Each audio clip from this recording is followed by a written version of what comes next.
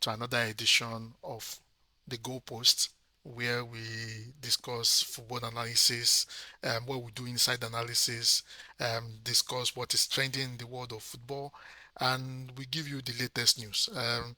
You are here with me. My name is Mayowa, and I'm not here alone. I'm also here with, a renowned sport analyst who, who gives us insight and gives us in-depth analysis of what is trending in the world of football and what is trending in the world of sport. I'm not alone. I have Timmy. Timmy, good morning. How are you doing? Yeah, good morning. Good morning. It's a beautiful day in Lagos, Nigeria. Good morning, everybody. Good to be here. Uh, it's a it's a packed weekend. The EPL, everything. My United again. Well, good morning. Nice to be here. Um, Thank you for joining in. It's always amazing to have you here on the show. But they said charity begins from home, so we start from the local scene. Before we go Oh, to the EPL, I know you are a huge Manchester United fan, and probably when we get to that, you get to tell us your own point of view of the performance of Manchester United yesterday. Ruben Amorim overseeing his first match as a manager, against his pitch. But in any case, like I said, charity begins from home. Let's start from the local scene. Um, the first one that we are taking this morning is, NFF takes the first step in hiring foreign coach for Nigeria ahead of, the 2026 World Cup. What is your view on this? It seems the NFF does not, they don't have confidence in Eguavon doing the job for Nigeria. for me, it's 2026 World Cup. It should be for the 2025 Nations Cup. If we really want to do something in the Nations Cup, we should get a foreign coach. I said it here the last time. We need a foreign coach. That's what we need. A local coach will never take Nigeria anywhere. What has local coach? Our football has dropped down from what we were playing under the last coach at the last AFCON. Our football has dropped down drastically. People will say Osime is not fit to play this, that, but Lukman has been on hot form. Osime is doing it for Galatasaray. Why can't he do it for Nigeria again? Boniface, all these guys, we need a foreign coach to make them gel together and play together. But I think we need it now, not for 2026 World Cup. We need it now because at the end of the day, we might not even qualify for the 2026 World Cup. But don't you think, investing in a foreign coach right now, owing to the fact that we are not certain of qualification, would that not be, wasting of money when the NFF have consistently said that they don't have money to pay foreign coach? Remember, Jose Pasero was the former coach, was owed money. And, he complained a bit before they decided not to renew his contract again. Don't you think this will probably be a waste of funds when we are not even guaranteed of qualification? That's part of the corruption going on in the NFF. I don't think the money should have been a problem. There are deals that are coming in, the sponsorship deals, everything. And for me, getting a coach now, I'm not even talking about the World Cup now. We should get the coach for this AFCON that we have qualified first. Let's play AFCON first. We take it one step at a time. Then after the AFCON, then we can think about um World Cup and everything. But we should get a coach for AFCON because using a Nigerian based coach, I don't want to call them local coach. A Nigerian based coach is not going to suit us well, and we are not going to perform well. If we are pitched up in South Africa, we will be beaten. Okay, so are you saying we don't have enough quality at the moment, or we don't have enough Have we, technical? we, Our we have, technical team do not, exactly. cannot help us, win games don't, tactically. we don't have enough tactical, whatever. We can string two, three passes together. Watch a Nigerian match and you'll be ashamed. We can't string two, three passes together in the present day, and the way the football has really grown and improved. A team should not be able to string two, three, four passes together. And when they get to their cup size, they play well. It will be over the weekend. Amazing. So these people they play well, and at the end of the day, they, come on, it's not supposed to be like that. It's not. Okay, that's fantastic. Well, Ian Acho, is saying that they are ready to turn things around. They are ready to get us the qualification. I mean, do you believe what he's saying, owing to the He, fact that it seems that we are one leg out of the World Cup race, out of the he qualification race? himself, is he ready to turn things around for himself? He's going to be released by January from Sevilla because he's overweight and he's not playing around. Is he ready to turn things around for himself at Sevilla? Ian should not even be in the team. Okay, Like Ian Acho should not be in the team, so he's not the right person to, be even giving opinion as regards, what's going on. even as if he's in the team, I don't think he's going to play. So why is he giving us um opinions and advices and stuff like that? He should turn things around at Sevilla. Ian should not be in the team. We need Oh, a coach. That's what we need. okay, that's fantastic. And another impressive one, you mentioned Nigerian players doing very well in their club, and when they get to Nigeria, they don't usually turn up. A typical example is, so what's your opinion about this? Ademola Lookman has been nominated for Syria Player of the Year, owing to the fact of his performance last season. It's not only the person that was nominated, also there's a Lautaro Martinez who is also fighting for that same award. So do you think Ademola Lookman is good enough, to take that particular title? For me, he's good enough to take the particular title, but I think Lautaro will win it. Lautaro will win it on the fact that if you watch last season, people were not really playing at Ademola Lookman until that final, that Europa League final. That was when people paid more attention to him. So for me, Lautaro edges it because, come on, if not for Lautaro Martinez, Argentina will not win the Copa America. Okay, so Lautaro Martinez was very instrumental in It was Argentina very winning the. But uh, the award is focusing on their performance in the Serie A. Do you think, yes. and if you look at the performance of Ademola Lookman last year, apart from the fact that he was instrumental in getting Atlanta the Europa League. I mean, he was very instrumental also in getting them a League Cup in the Italian Serie A. Also, he had over 30 goal contribution. That is including his goals and his assists for last season. Yes, but Lautaro did more, I think. I feel he did more. For Inter, it was amazing. He was scoring goals, creating chances, making assists. He was the leader of the team. So Lautaro did more. In the league, if you are saying this season, if they are looking at this season, yes, Ademola look more in the league. But if the award is for last season, though, I think Lautaro is. But again, as a patriotic Nigerian, I'll be supporting Ademola. So you are hoping Ademola Lookman wins it, right? Of course, this is let's naturally. Okay, that's fantastic. This on a sad one.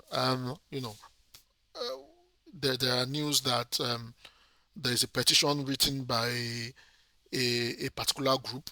They have petitioned the ministry, they've petitioned the anti-graft agency, that is EFCC and ICPC.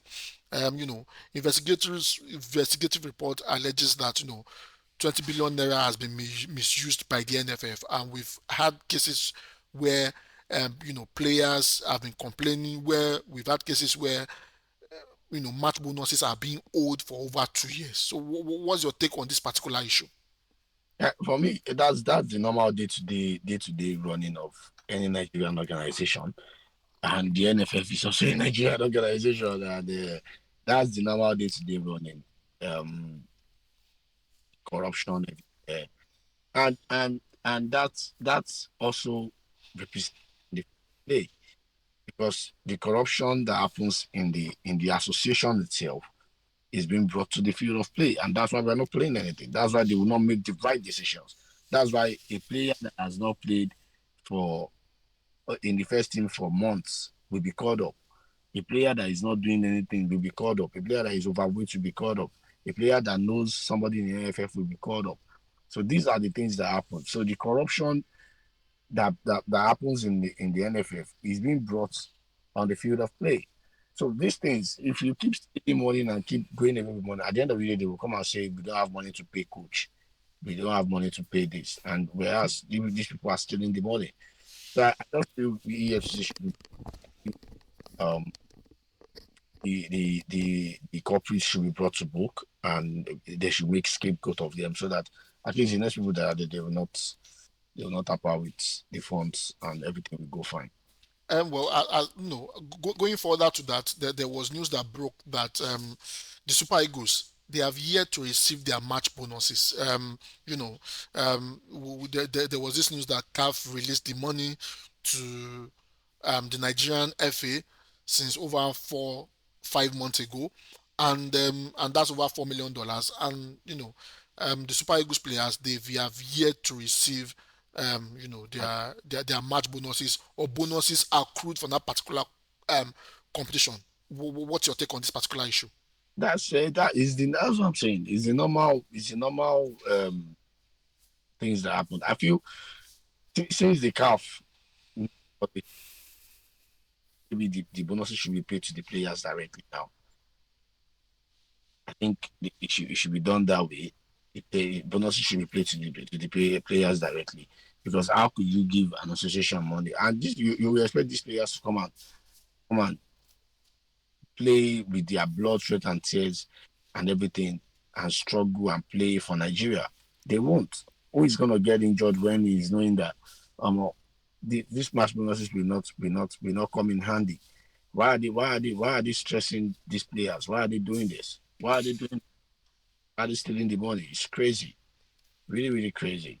So now it now begs the question: why are the players not speaking up? Is it that they are being threatened of their position in the is it that they are being threatened of their position in the national team if they speak up? Because I mean, we have a whole lot of players that are That's not, saying that anything, and they are being owed. I mean, the Nations Cup ended in February, and I can tell you authoritatively, Cote d'Ivoire have paid whatever it is that they promised their players. They have disbursed it to them since that time.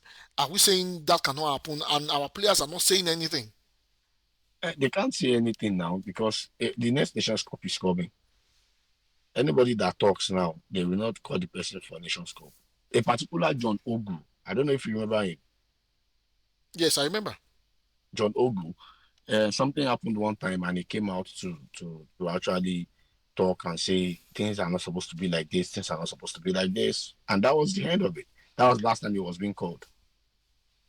So That was the I guess all other so players, are trying to keep their place in the national. But I mean, we have a whole lot of big stars, that if they don't call them, you know, the fans would be on the NFF's case. A typical example is an Osime, an Ademola Lookman, and just what these are world class players. And I mean, Ademola Lookman is touted to be the next, African footballer of the year. So I mean,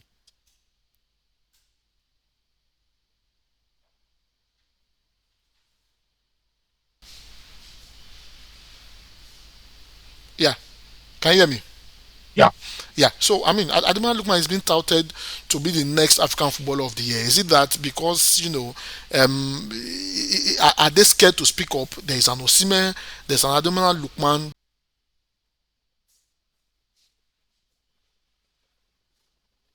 Yeah, can you hear me? Yeah.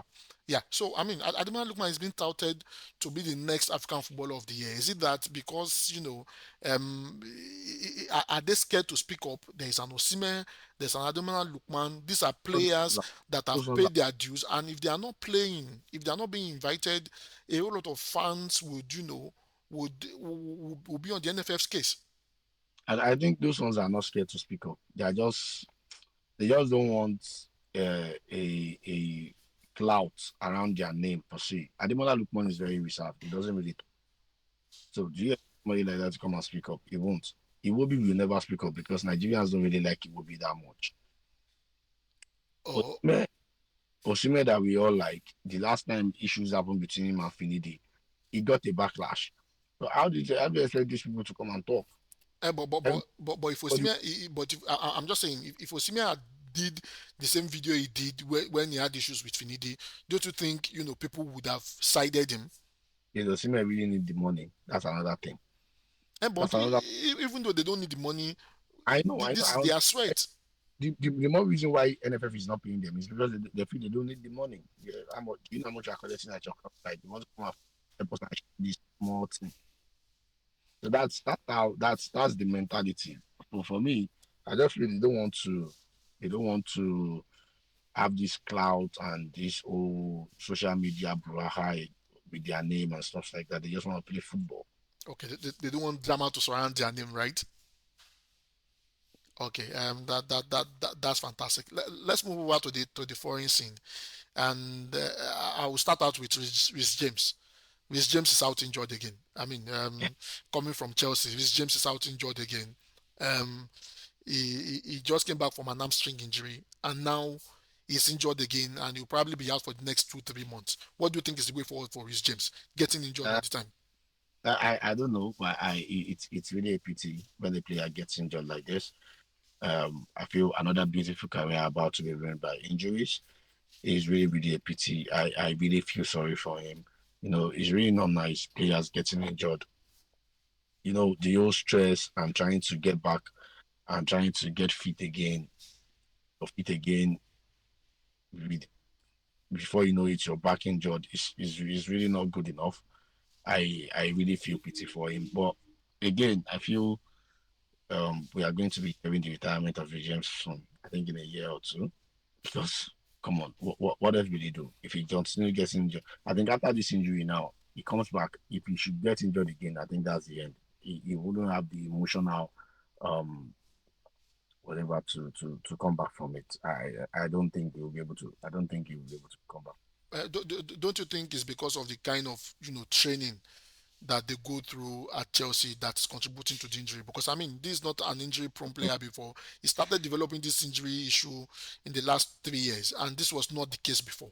Because I mean, if he had been an injury-prone No, player, he would have risen to that level. I sometimes I feel the medical team and how the I don't know. I feel the medical team of a particular of it determine how the be because he's not known to be an injury prone player. He's not known to be an injury prone player. So why is he getting injured?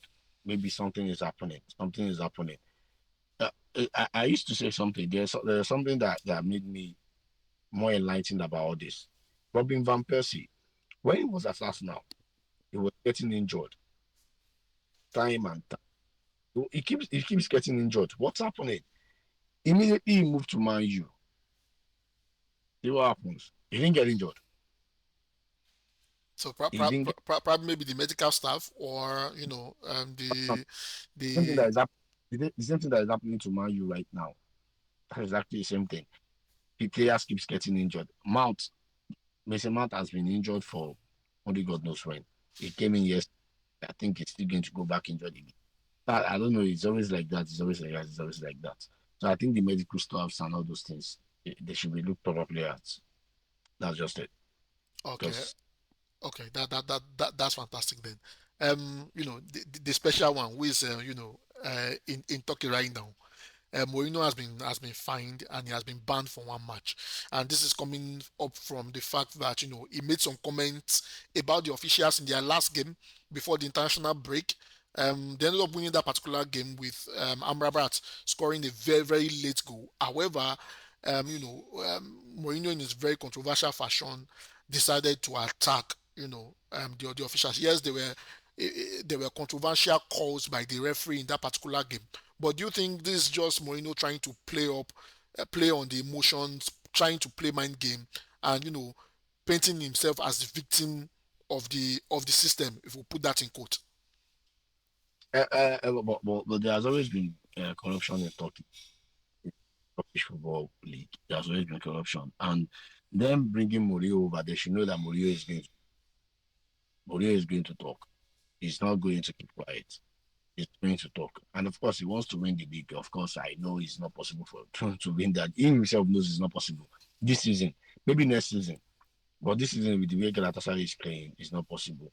So Mourinho will always talk. Mourinho is the special one. So he will always bring things to the table. He will always, there is always this buzz about him. There's always these things. We always say things. We always bring it up. So for me, it's good that they ban him at least to keep him. He won't listen. He will still do it. Eh, He but, will, but, but, but, but, but, but don't you think, him attacking the officials and him attacking, referees and the rest of that? Yes, in as much as there are controversial calls and the rest of that, and controversy is part of football. Every weekend there is always a controversy that will be spoken about, whether VAR, whether red card or yellow card or whatever it is. Don't you think he's doing that just to justify the fact that he will be unable to win the league? Because I mean, Galatasaray, I mean, the, yes, the, the, the, that, the that, gap is not too much, but I mean, Galatasaray is ahead of him. that's damage control now from beginning. So at least if I don't win league, they will now know that it's not my fault. And if you look at it truly, if they don't win the league, it's not Mourinho's fault because the last time Fenerbahce win the league, I think that was 2013. Yes, That was the that's last 11 time they. years ago. So you can't expect him to just come and do magic with the kind of players he have. So it takes time. I think next year, then he can go up and do something with the league. But right now, I don't can't win the league, and he's already doing damage control, so that at least they know that. But people could see the improvements in Fenerbahce. People could see how well Fenerbahce is playing now. I mean, over the weekend, they won 6-2. Amrabat and Fred, they've been very fantastic in that particular team. Bright Osai Samuel for Nigeria, too, of Nigeria, has been very fantastic in that particular team. Do you think if they keep up the pressure, and remember, Galatasaray also struggled to win their game. They had a couple of chances. Uh, Even our Osime did not have joy in that particular game. Do you think, if they keep that, up the pressure, the point gap between them is, I think, it's about 3 or 4 points. Um, if they keep up the pressure, do you think they can probably overtake Galatasaray owing to the fact that Galatasaray is struggling at the moment? no, Galatasaray is not struggling. I won't call that struggling. It's normal. It's normal for a team to have a shaky game once in a while. We also saw Liverpool yesterday. Everybody was thinking Liverpool was going to trash Southampton, being the first versus the last, and we saw what happened. They almost caused an upset. So it's normal sometimes when you want to win the league, and that is how to win the league. In those games that are shaky, that are funny, you still try as much as possible to grind out a 3 points. So that's what Galatasaray has done, and they've done it fantastically well. They won 1-0.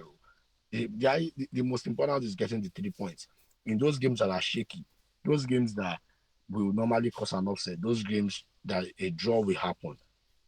A champion will always find a way to win, and that is what Galatasaray has done. So I don't think Galatasaray they are shaky. No, they are not. They are first, and I think they are leading with four point or so. Yeah, they are topping the league with 4 points. Okay, that's good. I mean, you're talking about champions. Champions are always showing up to ensure that they win the game. However, I wanted to find out something. Do you think it's a mistake that the City Group extended the contract of Guardiola? I mean, in the past week, Guardiola's contract was extended by another 2 years, and the result has not been going their way. What do you think is going wrong with uh, uh, Man City at the moment? Because I mean, back to back, back to back defeat in all competition. They have to return the Ballon d'Or now. Return the Ballon d'Or. How do you mean? Yes, now they should return the Ballon d'Or. When they return the Ballon d'Or, then uh, when they return the Ballon d'Or, then things will start going their way. The Ballon d'Or they stole from Real Madrid. When they return the Ballon d'Or, then things will start going their way again. Ah, you feel it's because of the Ballon d'Or controversy. That's why performance has not been going their way. They have the mind to even present it, something they stole. They present it to the stadium. They have the mind. It's crazy. But on a much more serious note, I feel Guardiola signing for them is a good thing, extending his contract for 2 years. He said he's not going to leave City the way they are. And truthfully, if he actually leaves City now, oh my God, they will crumble. How do you mean? Because if check their players, the experienced players there, they are in their 30s. Okay. Gundogan, John Stones, Diaz is like 30 or so. So all these players are aging already. So this is the time for Man City to rebuild again. So I think he just wants to help them rebuild them before he leaves. Okay, That before calling it quits, right? before he leaves. I think that's one mistake that Alex Ferguson made in Man U. He should have helped Man U to rebuild properly before leaving, not leaving Ferdinand Vidic, Evra, all these old guys and leaving. So I think he's trying to help them rebuild. So after he rebuilds, then but I think this period Pep has lost his magic. This is not Rodri anymore. You can't continue lying and putting blames on just one player, saying because one player is not available, that's why you're playing this bad. No. It shouldn't be. Okay, in your own opinion, what do you think is the issue? What do you think is the problem? I think uh their style of play, their philosophy of play has been exposed. People now know what to expect from Man City. Man City. Man City does not dominate that possession anymore. If you check, before it used to be, the possession used to be 80-20, something like that. Now the possession is 55-45. You understand? Like teams are now matching up to them because he caused it. He made everybody start playing out from the back. So you're playing out from the back, which I want to play out from the back. And before you know it, as time goes on, I will master it too. And that is what is happening. So people are going up against City, not defending anymore. They are going toe to toe with Man City. Tottenham practically dismantled City. I've never seen a City team disjointed the way they were. But I think they are missing some key players also. I think John Stones and Diaz, I think they are really pivotal to what Master has been doing. And it's not just Rodri. For me, I feel the defense is leaking goals. They are leaking goals. If the roof of the house, that's how they are leaking goals. Crazy. So they Okay. just need to. Okay, so are you saying because Diaz is not playing, but John Stones playing in that particular game? Yeah, Not until when just KDB came in, Kevin De Bruyne, not until when he came in. That was when they started having joy and the rest of that. I mean, if you look at that game critically, I mean, is it that if a KDB is not playing, they are not functioning? Because when KDB came in, that was when they were a bit, they how were many going forward matches attack wise. how many matches did KDB miss last season?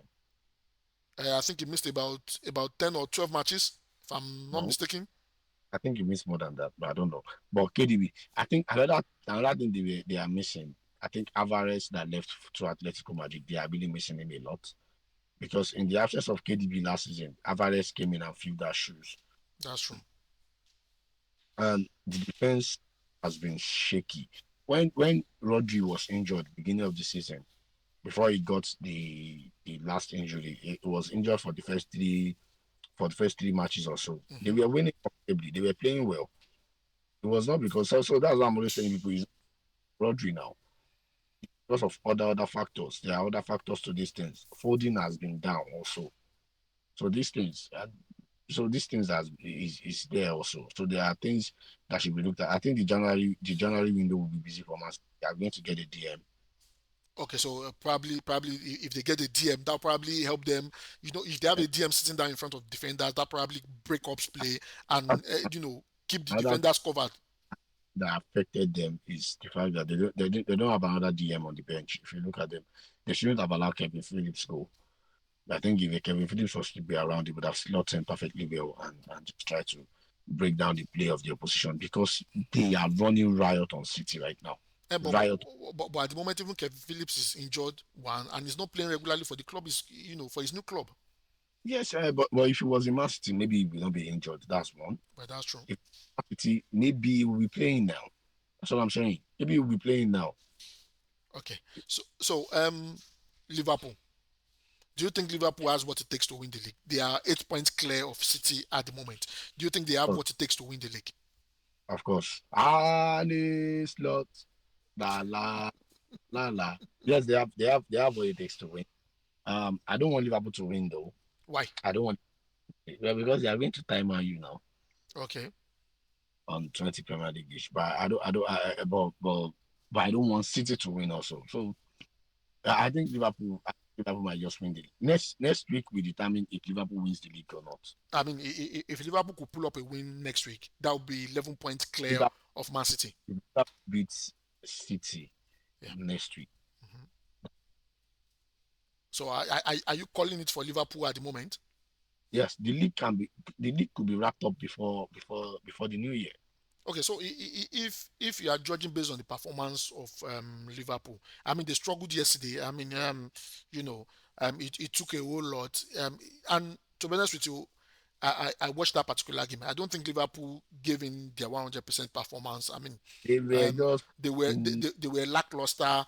All the goals that Southampton considered was a mistake from Southampton themselves.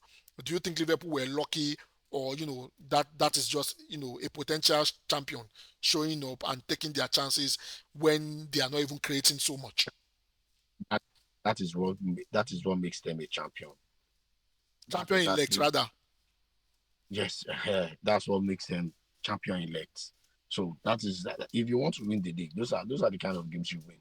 Games whereby you are not playing very well. A small team is almost killing you, and you still find a way to win. Anyhow you can, you find a way to win. So and that's what Liverpool have done, and they won. So to me, that's the best thing they could have done. Okay. Again, Hmm. again, I feel Arsenal is just unfortunate. Arsenal is unfortunate because how can you fight for a season, for a league with Man City for 2 years, and it comes to the time where Man City is not playing well, and Liverpool comes and just take everything. So, in your own opinion, what do you think? And Slot has done differently. And I'm saying this because of the fact that a whole lot of people felt, coming from a Dutch league, there's a Ten Hag situation that didn't work out with Manchester United, and it's Slot coming from a Dutch league that is lowly rated. I mean, if you look at the coefficient ranking, the Dutch league is not, is not in the top five. But this is a coach transitioning from the Dutch league, a league that is not that competitive, into the EPL, and he has only lost one game in 18 matches. So what do you think he's doing differently? First, first things first. Kudos to Jurgen Klopp, because that's what I'm saying. Jurgen Klopp has already rebuilt the team. Okay. He has already team. He has an amazing team already.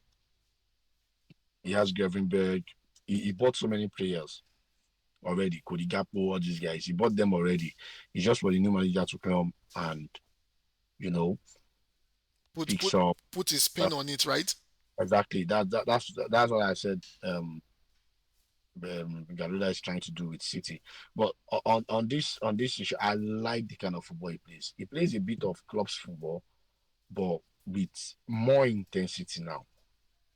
There's a way you can't play out Liverpool from the back. If you do it 10 times, they will get the ball 3 or 4 times, and that's how they score. That's how they score. That If that you look, that's that's true. how If you look at how they were able to attack Southampton, and that's what led to those mistakes. press. They were there when Yes, the mistakes were happening. exactly. The way they press is really crazy. So is a club kind of football with more intensity now, and they are playing well. I think they are the best defense in the league. Also, they are playing very well, and I just hope they don't they don't um they don't lose form or one loss. There are sometimes that you just lose a game and everything will capitulate from there, and Yeah, that's things true. will That's true. I mean, just it happened to Arsenal last season. So, with the result over the weekend for Arsenal winning 2-0, do you think Arteta has figured it out? I mean, because they were struggling the last four matches and now they are back with a win.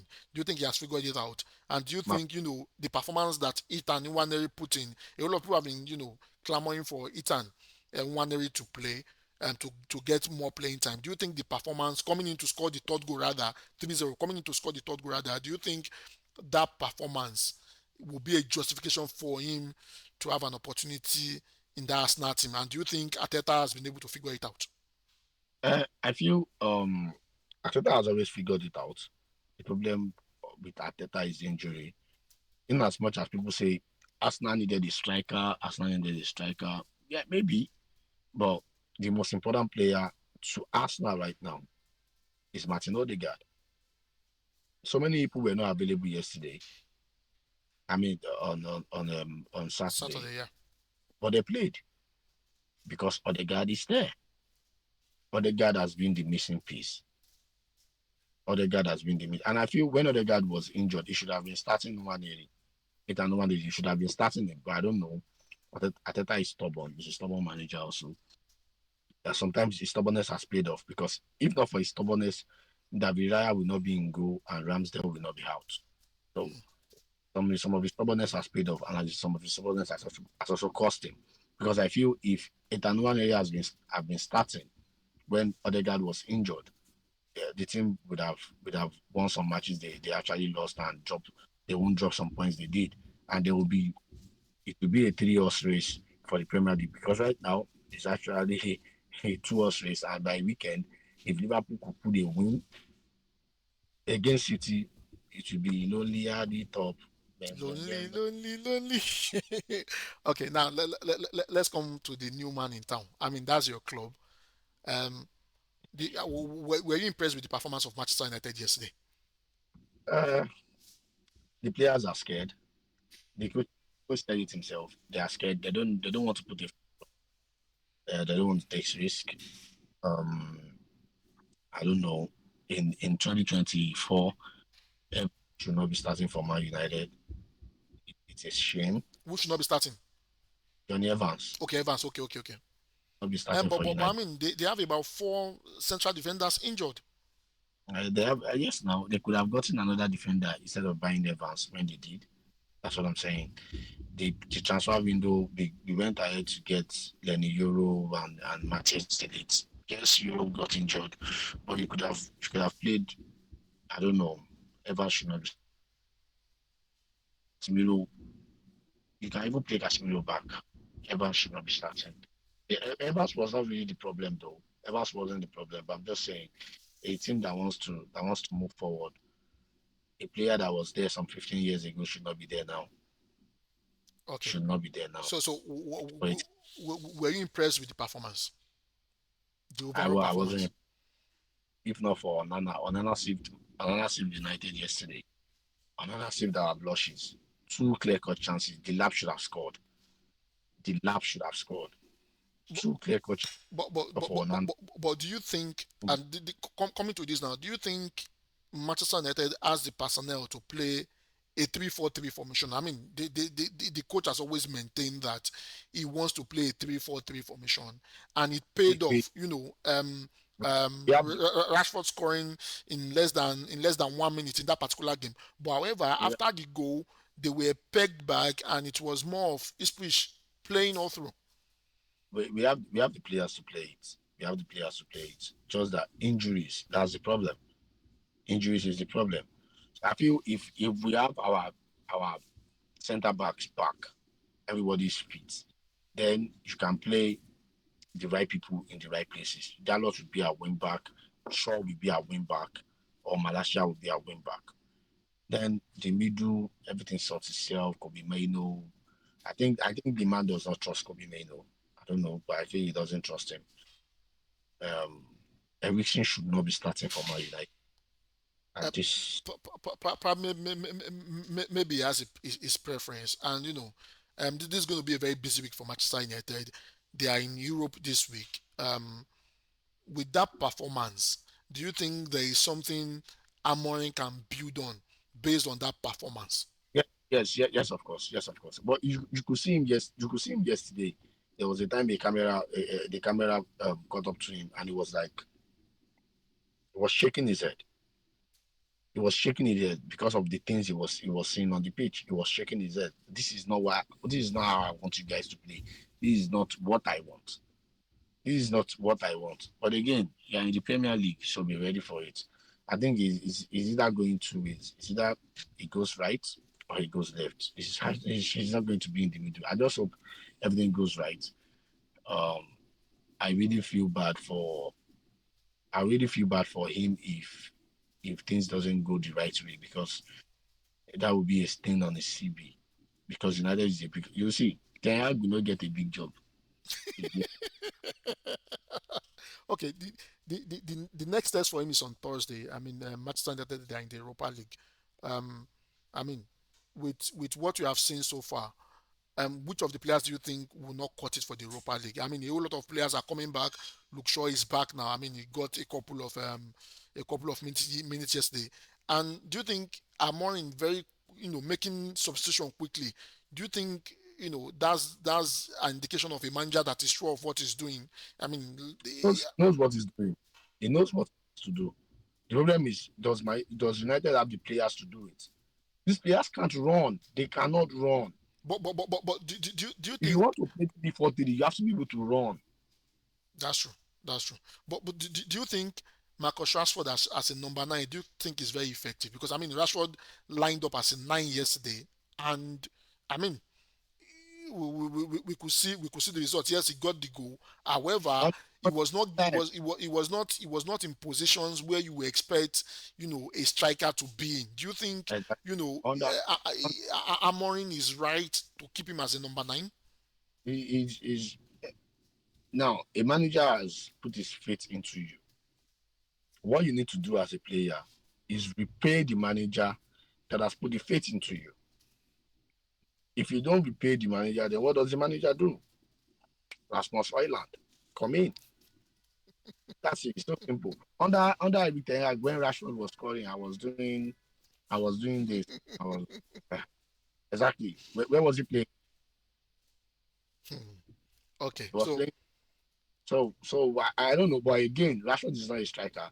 I feel Rashford performs better from the wing. He plays better from the wing. But with the formation Man United is playing right now, Rashford cannot play in the wing, so you have to be a nine. So if you cannot fix up, you go out. is there more of probably we might get to see the end of Rashford, in the APL with Manchester United, owing to the fact that he And might not fit in with what Amorim wants to do. if he does not fit in, then he has to go. Sorry, but he has to go. So yes, you've called it earlier. You said Liverpool will win the league. So I want to put it to you again. At week 38, do you think Liverpool can actually do it? Liverpool can do it before week 38. That's what now. Liverpool can actually do it before week 38. Yeah, you said Liverpool can do it before week 38. That's what I'm saying now. okay. Liverpool can do it before week 38, right? Yes, now So they so, are 11 points. If they beat so if I Man City, they will be 11 points clear. so if I'm a bookie now, Who will stop them? I should go and stake. I should go and stake that Liverpool will win, right? Exactly. I don't know which team is stopping Liverpool. Which top team is stop Liverpool? Well, at the moment, none anyway.